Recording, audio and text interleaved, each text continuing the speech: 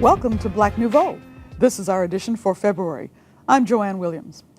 50 years ago, they were recruited to integrate the university, but then they were expelled for demanding their rights. We'll tell you the story of the Oshkosh94 and the apology they finally received. We'll review the protest art of Emory Douglas, the Minister of Culture for the Black Panther Party. And did you know that 2019 marks the 400th anniversary of the first enslaved Africans arriving in North America? We'll talk about local plans to commemorate the anniversary in a holistic and artistic way. But let's begin with another anniversary. Milwaukee's own Ko-Thi Dance Theater is celebrating its 50th anniversary this year. Liddy Collins caught up with the company at a recent recital.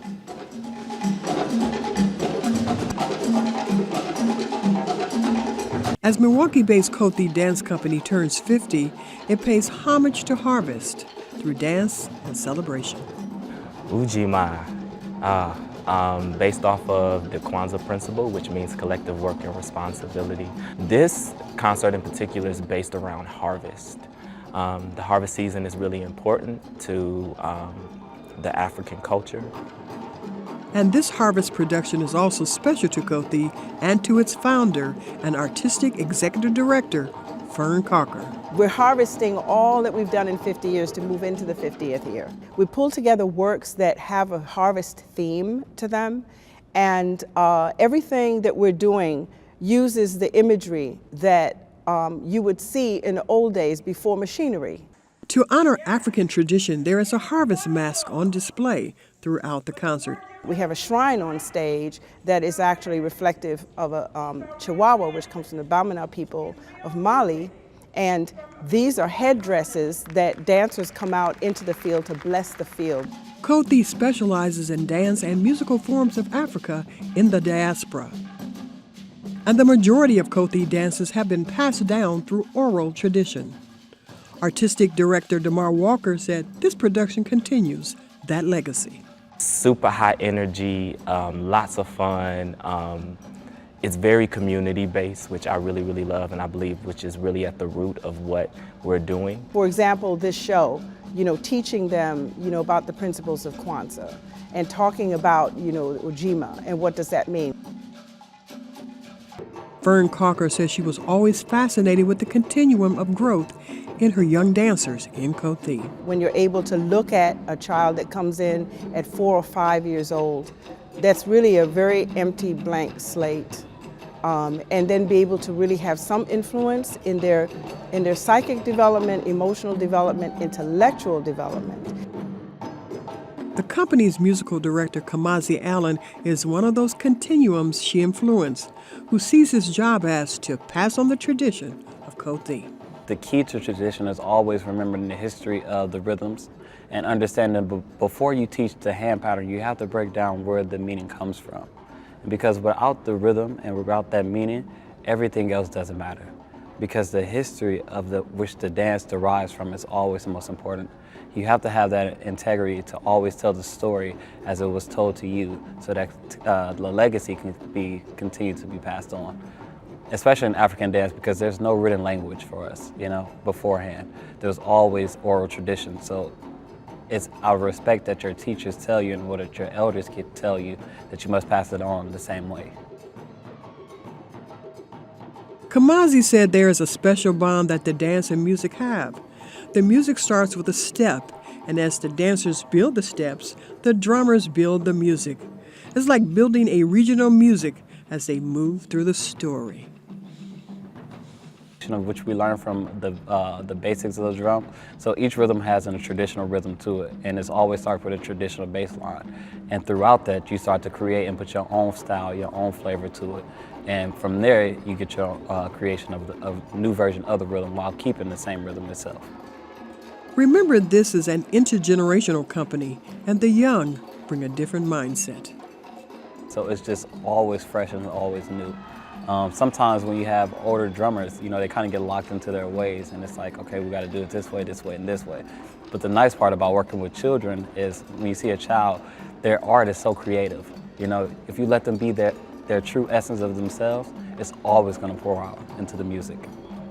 And so for us, it was literally thinking of the harvest concept and building around the harvest and making sure that we touch everything that does with the harvest. So every rhythm that we have built up into it all symbolizes some type of a celebration or a harvest dance or a drum piece. What we hope we're doing here is showing you a standard and a level of excellence that comes from lots of practice and lots of hours. I just hope that whatever it is that we continue to do, I hope that it's very much about servicing our people. Art is really important. It's always been important to our people. And Ko-Thi has been a staple in this city and around the world for almost 50 years now. A staple founder Fern Calker has harvested, and which will be shared by Ko-Thi's new leadership. Vision for Ko-Thi within the next 50 years is to be on a large platform. We're already on a large platform, but to stand out internationally, as well as to have a developmental front for our town, Ko-Thi, where we can have a structure and scholarships for them. So when they go off to college, they can already be set. And not only that, will they be set inside of their history and tradition, but they can follow up to have a degree inside of the rhythm. So that's my overall goal for Ko-Thi, where we develop a full-on curriculum that can be developed inside of schools so you can get an actual degree inside of it.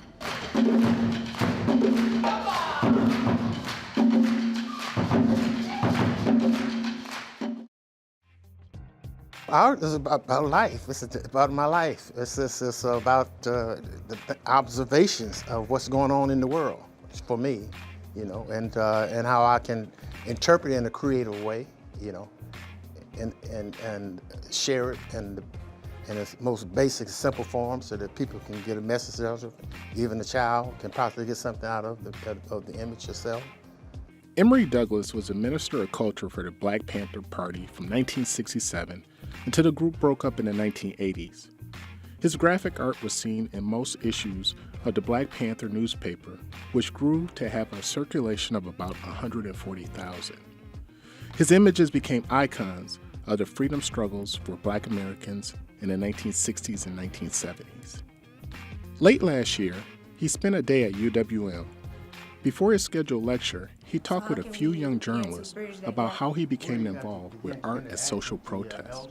I think I became first inspired by being in the Black art movement, which was a broad movement, not just in the Bay Area, but it was all over the country. And it wasn't a movement that was just politically conscious throughout. It was Black people, some more revolutionary, more progressive than others, but it's doing Black art. And I think out of that movement is where I became more aware of a lot of stuff, because I connected with Emory, then known as Leroy Jones, because he was out of San Francisco State, and I was able to contribute to what he was doing in relationship to working on the simple props for his plays and stuff that we were doing, community theater and stuff like that. So that all that played into the kind of work that I desired to do, and particularly when I got into the Black Panther Party. I talked with him about the origin of the Black Panther graphic. It was originally a symbol of the Lowndes County Freedom Party of Alabama. Eldridge Cleaver had gotten permission to use it. And so we refined it. Huey and them and Bobby thought it was too healthy looking. So they wanted me to streamline to make it a little leaner. Yeah. Okay. Speaking of working in that small apartment with Eldridge Cleaver, Huey Newton, and Bobby Seale, you guys all worked together to come up with the image of the pig. Tell me how that came about. Well, a lot of times where we worked at was in San Francisco, because that's where Eldridge lived at, in the studio apartment. Hugh and Bobby and them had been organizing in Oakland at the time. So a lot of times they would come over after organizing whatever confrontations they had with the police while out on patrol. They would come back and talk about how they stood down the pigs and what happened out there and what have you. And so it just so happens that Huey had this drawing of this pig and on 4 hoofs, and wanted me to put it into paper, in which we did, and it was going to have the badge number with that pig drawing that would show the pigs who were harassing and intimidating people in the community on a weekly basis.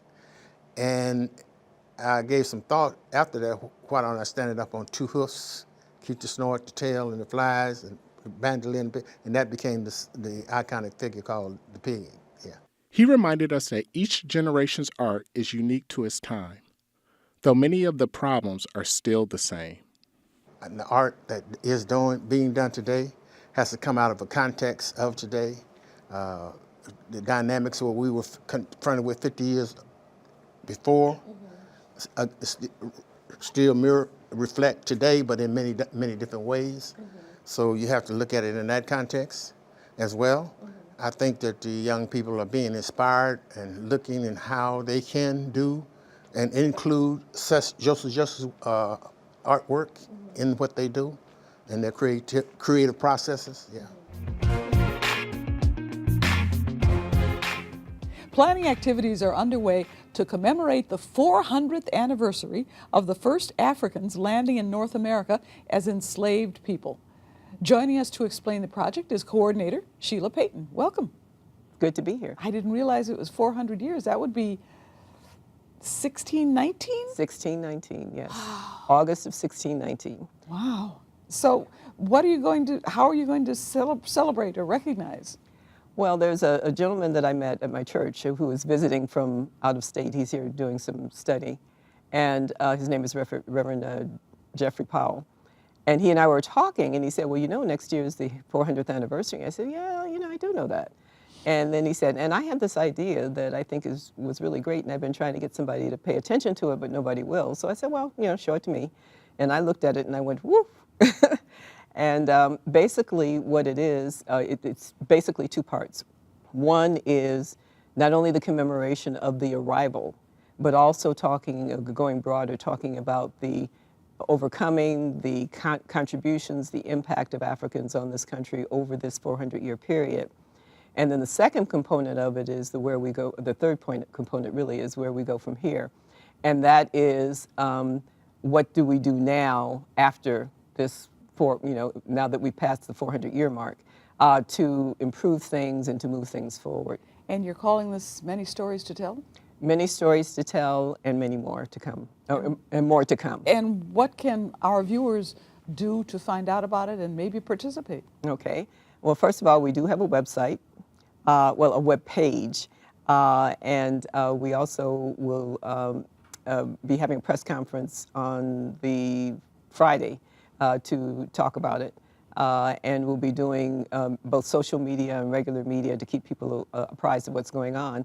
We also have almost 20 organizations that have signed on to do something. What I realize is that because of the time frame between October and the beginning of this year, it was not a long time, I said, okay, rather than plan the Olympics, let's think about it as a large jigsaw puzzle and see who has pieces that can help create the picture. And so they will be offering different offering different activities, and they will also do their networking and their social media and their PR on their own. Well, we're going to continue this conversation online on a Black Nouveau web exclusive, so you can learn more about Many Stories to Tell, the 400th anniversary of Africans coming to this continent. So check us out online. Thank you, Sheila. And thank you for having me. Everybody knew. You would walk down the street and people would throw beer cans at you and shout, "Nigger, go home." And I warned President Dallas. I said, look, something is going to explode on this campus. I was feeling so certain that the bottom was about to fall out. There were too many things that had gone wrong. Too many people were really, really angry and scared. We were all scared. These are members of the current Black Student Union at UW Oshkosh. They're recounting events that happened 50 years ago. It caused 94 black students to be expelled from the school. The event is called Black Thursday. It's of special interest to the people in this audience. Many are part of the group that became known as the Oshkosh94. They were part of an effort to integrate the campus during the civil rights struggle of the 1960s. Those battles were being fought on the national stage and on many local fronts as well. There were efforts to get federal laws passed as well as local initiatives. In Wisconsin, there were protests for open housing legislation and to integrate public schools. Oshkosh was not exempt from what was going on around the country. The 60s was some serious times that we was living in. I understand the alarm in Oshkosh at the time because it was an all-white town. You had people who had never laid eyes on a black person, if you can imagine that, in as late as 1967. The Wisconsin State University at Oshkosh, as it was called in the 1960s, had begun to integrate. The Higher Education Act of 1965 was one of President Lyndon Johnson's Great Society programs. It provided an incentive for universities like Oshkosh to recruit African-American students. I went to Oshkosh because I was recruited by a recruiter in Milwaukee, and a lot of my friends from other high schools were going to attend.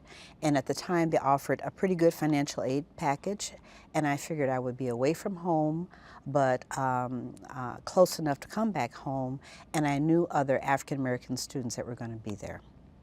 We were recruited to come to integrate the college, but then once we got there, they didn't know what to do with us. You know, it's like, okay, you're on your own. In 1968, the university's black student population exceeded 100 students. That same year, more than 2,000 people attended a campaign rally in Oshkosh for Alabama governor and segregationist George Wallace. We could not go individually anywhere without being called names, having rocks thrown at us, people staring, when we would enter a place in the downtown area, all conversation would stop. And on campus, in classes, they encountered problems, sometimes in classes, disrespectful behavior on the parts of students, but sometimes even professors. And then the matter of financial aid was always a sticking point. Many of these students were poor and came from households that didn't allow the students to really look after themselves in the way that they needed when they got here. A lot of things were disorganized. My financial aid was not ready, my meal ticket wasn't ready, my room wasn't ready. I really had no one to ask what to do, where to go.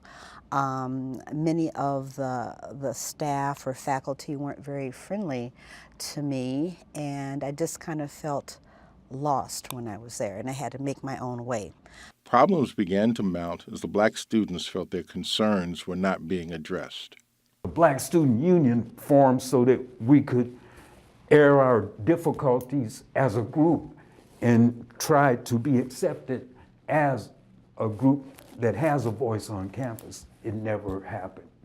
On Thursday morning, November 21st, about 100 students marched into the administration building. They had a list of demands that included an Afro-American center, black professors, and black courses that were relevant, as well as a black student fund. We entered Dempsey Hall to confront Roger Giles, who was the president of the university, and immediately he stonewalled us, get out of my office, you don't have any business here and all that. But some folks, some of our group became very agitated when the President Giles refused to listen to us. He refused to agree to anything. He refused to negotiate or reconcile anything with us. And some of the big steel case desks were turned over, file cabinets were turned over, some typewriters were knocked down. But when you look at it, and there was a picture recently in the Journal Sentinel, you'll see papers and desks, but those desks are so heavy that you can actually pick them up, put them back. You can pick up the file cabinets, put the papers back in. So the actual amount of damage was not what was publicized. When the students ended their demonstration, they were arrested. The state militia had been called out. Police officers from all over the northern part of Wisconsin had been called out, from Green Bay, from Waupun, from Oshkosh, from surrounding areas. And the police had riot gear on. They had rifles, they had batons, and it was quite intimidating. They were herded into rental trucks, booked, processed, and faced charges including destruction of property. There was a lot of things going on in Milwaukee. There was a lot of things going on at various campuses in Wisconsin involving black students.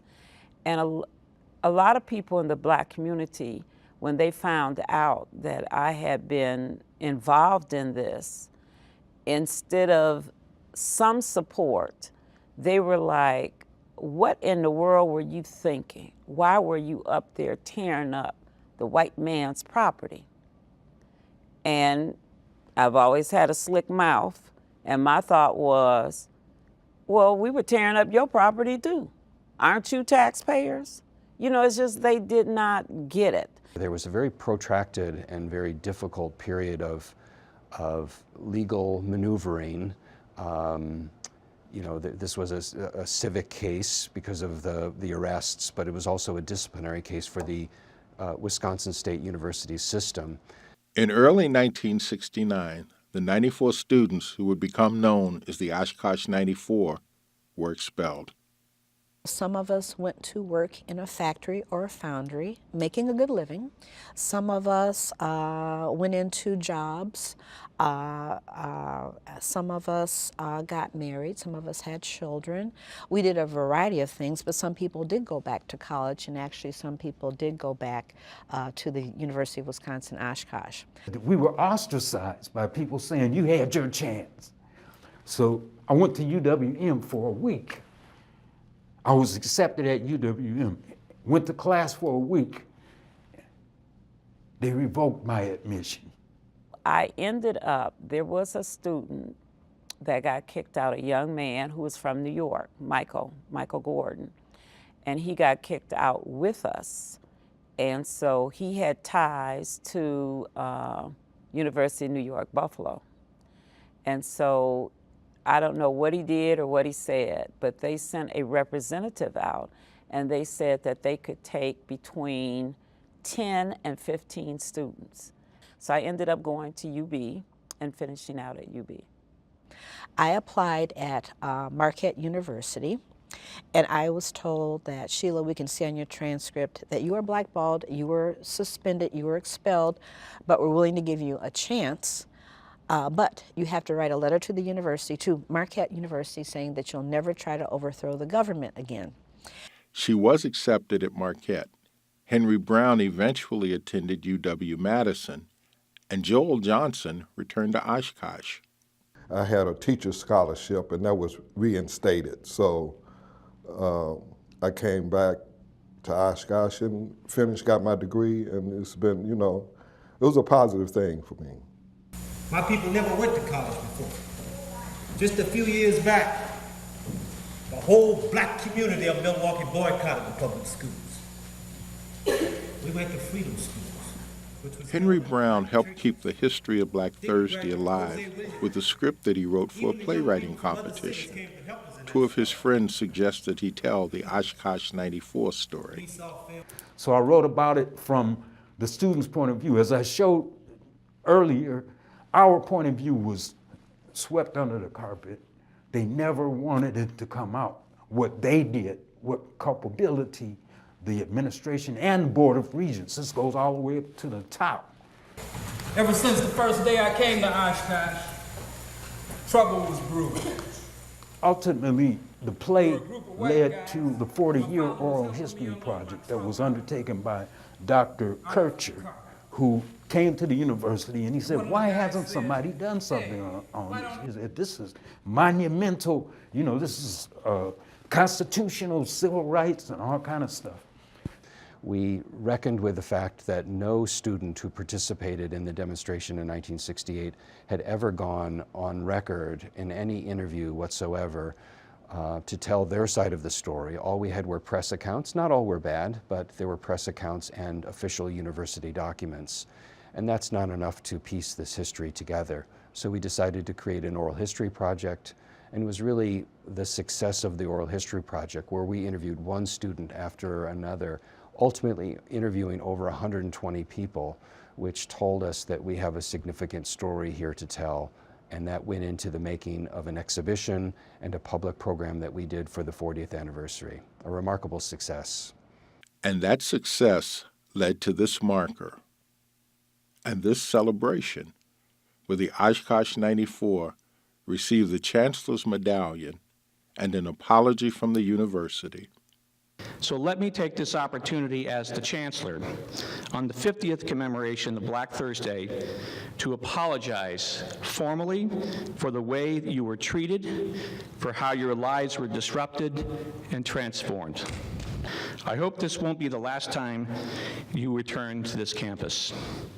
I hope you will continue to partner with me and the campus community to continue improving the experiences of African American students at UW Oshkosh. We have come a long way, but we have more work to do. Join us next month on March 7th at a special time, 8 p.m., right here on Channel 10. We'll show an encore presentation of our special Crossing the Bridge. You know, we celebrate Black history on Black Nouveau in every episode, but in honor of Black History Month, Milwaukee PBS has some other programs you won't want to miss. We have a listing of the specials on our website. What story would you like us to tell? Give us a call at 414-797-3760 and let us know. For Black Nouveau, I'm Joanne Williams. Thanks for watching.